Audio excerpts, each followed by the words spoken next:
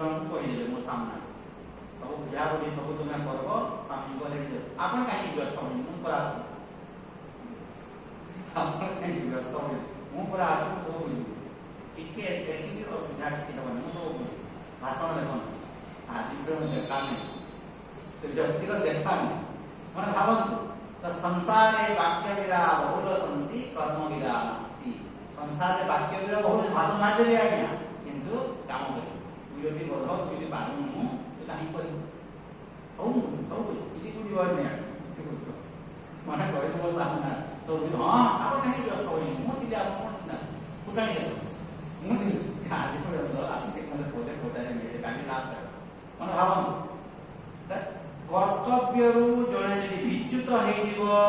ପରମାତ୍ମ ଜ୍ଞାନ ପାଇପାରିବ ନାହିଁ ବା ଶାନ୍ତିରେ ରହିପାରିବ ନାହିଁ ଅସମ୍ଭବ ଗୀତାର 3 ନମ୍ବର ଶ୍ଲୋକରୁ 7 ଶ୍ଲୋକ ପର୍ଯ୍ୟନ୍ତ ଭଗବାନ ଶ୍ରୀକୃଷ୍ଣ ଅର୍ଜୁନଙ୍କୁ ତାମାନେ କ'ଣ ଉପଦେଶ ଦେଇଛନ୍ତି ଆଜ୍ଞା ତୋର କର୍ତ୍ତବ୍ୟ କର୍ମ ସୁଚାରୁ ରୂପରେ ପାଳନ କର କର୍ତ୍ତବ୍ୟ କର ଏବଂ ଆପଣମାନଙ୍କୁ ମଧ୍ୟ ମୁଁ କ'ଣ ଉପଦେଶ ଦେବି ଆଜ୍ଞା ଆପଣ କର୍ତ୍ତବ୍ୟ କରନ୍ତୁ ଯେକୌଣସି ଜାଗାରେ ଥାନ୍ତୁ ମୁଁ କହୁନି ଯେ ଏଇ ଜାଗାରେ ବୋଲି ପ୍ରତ୍ୟେକ ଜାଗାରେ ଘରରେ ମଧ୍ୟ ବାହାରେ ମଧ୍ୟ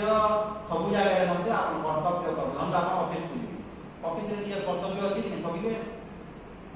ଅଫିସକୁ ଲେଟ୍ରେ ଯିବେ ଏବଂ ପୂର୍ବରୁ କଲେଜ ଆସିବେ କାମ ନ କରେ ଏମିତି ହେବ ଆଜ୍ଞା କର୍ତ୍ତବ୍ୟ କଲେ ମାନେ ଅଫିସ ଧରନ୍ତୁ 10:30 ଆପଣ 11ରେ ଯିବେ ଆଉ ଆସିଲା ଧରନ୍ତୁ 5 4:30 ପରେ ଠକିଲେ କି ନାହିଁ ହଁ ନିଜର କାମ ଧାମ କରିନେଇକି ଆପଣ କଲେ ଆସିବେ ନିଜ କାମ କରିବେ